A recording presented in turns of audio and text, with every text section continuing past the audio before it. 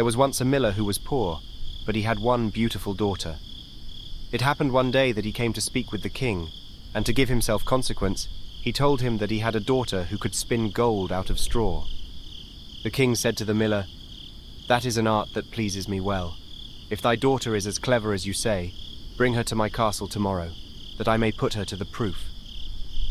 When the girl was brought to him, he led her into a room that was quite full of straw, and gave her a wheel and spindle, and said, "Now set to work, and if by the early morning thou hast not spun this straw to gold, thou shalt die." And he shut the door himself, and left her there alone. And so the poor miller's daughter was left there sitting, and could not think what to do for her life. She had no notion how to set to work to spin gold from straw, and her distress grew so great that she began to weep.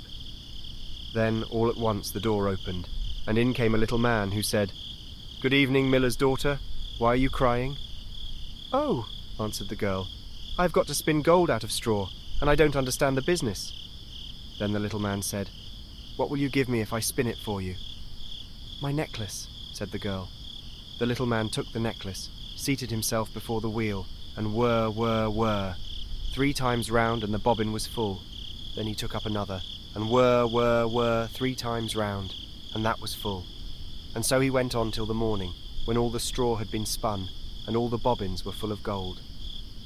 At sunrise came the king, and when he saw the gold he was astonished and very much rejoiced, for he was very avaricious. He had the miller's daughter taken into another room filled with straw, much bigger than the last, and told her that as she valued her life she must spin it all in one night. The girl did not know what to do, so she began to cry, and then the door opened, and the little man appeared and said, "What will you give me if I spin all this straw into gold?" "The ring from my finger," answered the girl. So the little man took the ring, and began again to send the wheel whirring round, and by the next morning all the straw was spun into glistening gold. The king was rejoiced beyond measure at the sight, but as he could never have enough of gold, he had the miller's daughter taken into a still larger room full of straw, and said, "This too must be spun in one night, and if you accomplish it, you shall be my wife." For he thought, although she is but a miller's daughter, I am not likely to find anyone richer in the whole world. As soon as the girl was left alone, the little man appeared for the 3rd time and said, "What will you give me if I spin the straw for you this time?" "I have nothing left to give," answered the girl. "Then you must promise me the first child you have after you are queen," said the little man. "But who knows whether that will happen?" thought the girl.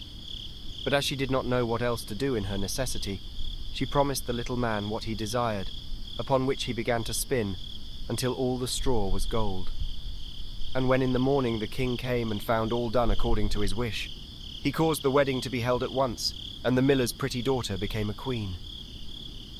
In a year's time she brought a fine child into the world, and thought no more of the little man. But one day he came suddenly into her room and said, "Now give me what you promised me." The queen was terrified greatly, and offered the little man all the riches of the kingdom if he would only leave the child. But the little man said, "No, I would rather have something living than all the treasures of the world." Then the queen began to lament and to weep, so that the little man had pity upon her. "I will give you 3 days," said he, "and if at the end of that time you cannot tell my name, you must give up the child to me."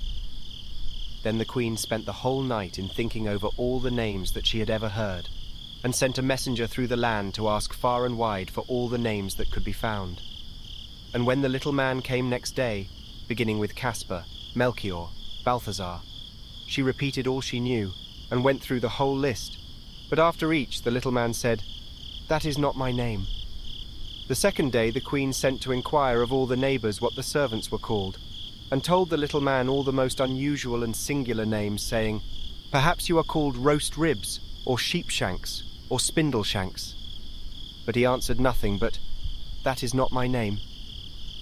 The 3rd day the messenger came back again and said, "I have not been able to find one single new name, but as I passed through the woods I came to a high hill, and near it was a little house, and before the house burned a fire, and round the fire danced a comical little man, and he hopped on one leg and cried, 'Today do I bake, tomorrow I brew, the day after that the queen's child comes in, and oh, I am glad that nobody knew that the name I am called is Rumpelstitskin.' You cannot think how pleased the queen was to hear that name, And soon afterwards, when the little man walked in and said, "Now, Mrs. Queen, what is my name?" she said at first, "Are you called Jack?"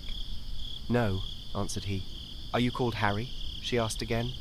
"No," answered he. And then she said, "Then perhaps your name is Rumpelstitskin." "The devil told you that! The devil told you that!" cried the little man, and in his anger he stamped with his right foot so hard that it went into the ground above his knee. Then he seized his left foot with both his hands in such a fury that he split in two, and there was an end of him.